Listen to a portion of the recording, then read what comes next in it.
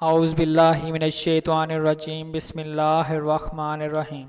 صحیح بخاری شریف حدیث نمبر 86۔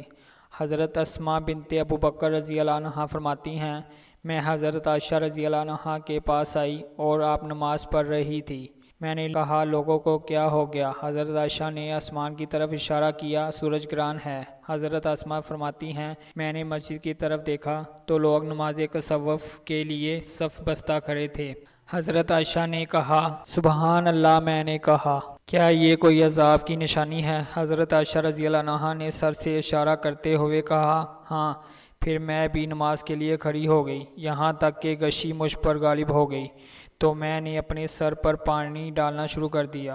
جب سورج گرہن ختم ہو گیا تو نبی اکرم صلی اللہ علیہ وسلم نے اللہ تعالیٰ کی حمد و ثنا بیان کی۔ پھر فرمایا، جو چیز مجھے اب تک نہیں دکھائی گئی تھی میں نے اس کو اسی جگہ دیکھ لیا، حتیٰ کہ جنت اور جہنم کو بھی۔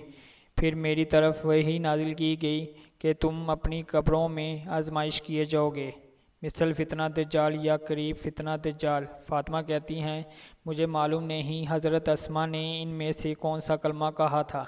تمہیں کہا جائے گا، اس مرد کے بارے میں کیا جانتے ہو؟ فاطمہ کہتی ہے، معلوم نہیں حضرت اسماء نے کون سا لفظ مومن یا موکن فرمایا، یعنی مومن یا موکن کہے گا یہ محمد صلی اللہ علیہ وسلم ہے، اللہ کے رسول جو ہمارے پاس معجزات اور ہدایات لے کر آئے، لہٰذا ہم نے جو وہ لے کر آئے اس کو قبول کر لیا اور اس کی پیروی کی۔ اور وہ محمد صلی اللہ علیہ وسلم 3 بار کہے گا، پس اس کو کہا جائے گا، سو جاؤ، تو نے اپنے اعمال و احوال کے سبب نفع پا لیا، اور بلا شبہ ہم کو معلوم ہے تو اس پر مکمل ایمان و یقین رکھتا تھا، لیکن منافق یا شک کرنے والا۔ فاطمہ کہتی ہیں، مجھے معلوم نہیں حضرت اسماء نے ان الفاظ میں سے کون سا لفظ استعمال کیا، یعنی منافق یا مشکی کہے گا، میں نہیں جانتا، بس لوگوں کو کہتے سنا اور میں نے کہہ دیا۔ صحیح بخاری شریف حدیث نمبر 87۔ حضرت عبداللہ بن عباس رضی اللہ عنہ فرماتے ہیں، قبیلہ عبد القیس کا ایک وفد نبی اکرم صلی اللہ علیہ وسلم کی خدمت میں حاضر ہوا۔ آپ نے فرمایا، کس قوم یا جماعت سے آپ کا تعلق ہے؟ انہوں نے کہا، قبیلہ ربیہ سے تعلق رکھتے ہیں۔ آپ نے فرمایا، اس قوم یا وفد کو خوش آمدید جنہیں ذلت و رسوائی نہیں۔ انہوں نے عرض کیا، ہم نہایت دور سے آپ کی خدمت میں حاضر ہوئے ہیں، ہمارے اور آپ کے درمیان کفار کا قبیلہ مظہر حائل ہے، اور ہم حرمت والے مہینے کے سوا آپ کی خدمت میں حاضر ہونے کی طاقت نہیں رکھتے، لہٰذا ہمیں کوئی ایسی باتیں بتائیے کہ ہم اپنے پیچھے والوں کو بتا سکیں اور ان پر عمل کر کے ہم جنت میں جا سکیں۔ لہٰذا آپ نے ان کو 4 چیزوں کا حکم اور 4 سے منع فرمایا۔ ان کو اللہ تعالیٰ وحدہ پر ایمان لانے کا حکم دیا۔ فرمایا، جانتے ہو اللہ تعالیٰ وحدہ پر ایمان کیا ہے؟ انہوں نے کہا، اللہ اور اس کا رسول زیادہ جاننے والا ہے۔ فرمایا، یہ گواہی دینا کہ اللہ کے سوا کوئی معبود نہیں اور محمد صلی اللہ علیہ وسلم اللہ کے رسول ہیں، نماز قائم کرنا، زکوٰۃ ادا کرنا، ماہ رمضان کے روزے رکھنا، اور یہ بھی فرمایا کہ خمس نکالو، انہیں دباؤ، حنتم اور مزفت سے منع فرمایا۔ شعبہ فرماتے ہیں، ابو جمرہ کبھی نکیر اور کبھی مکیر کہنے آپ نے فرمایا، ان باتوں کو یاد رکھو اور اپنے پیچھے رہ جانے والوں کو بتا دو۔ صحیح بخاری شریف حدیث نمبر 88۔ عقبہ بن حارث کہتے ہیں، انہوں نے ابو وہاب بن عزیز کی بیٹی سے نکاح کیا۔ بعد ازاں ایک عورت آئی اور اس نے کہا، میں نے عقبہ اور جس سے عقبہ نے نکاح کیا ہے ان دونوں کو دودھ پلایا ہے، لہٰذا یہ رضائی بہن بھائی ہوئے۔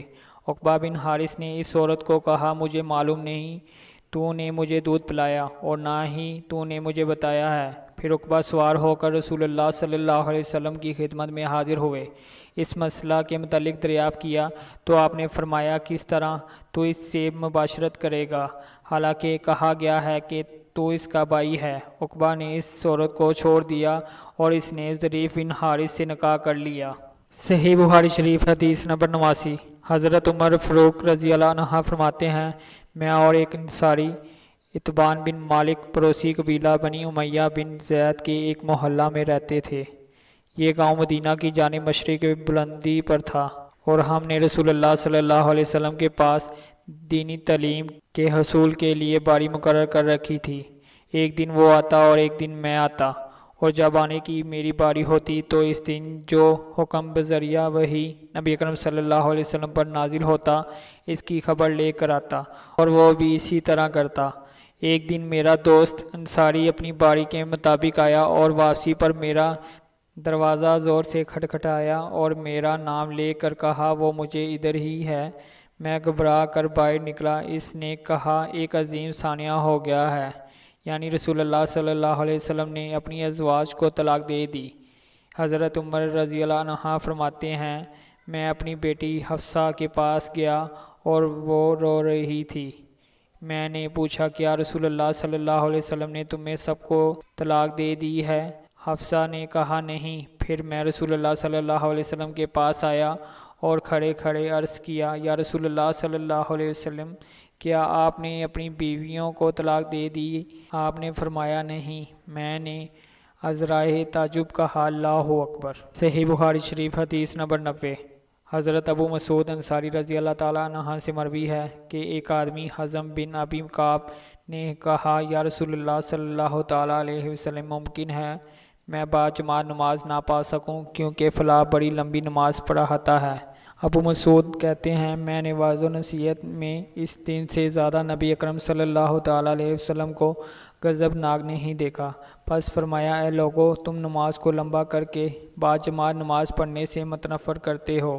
جو شخص نماز پڑھائے اسے چاہیے کہ تخفیف کرے، اس لیے کہ ان میں مریض، ضعیف اور صاحب حاجت بھی ہوتے ہیں۔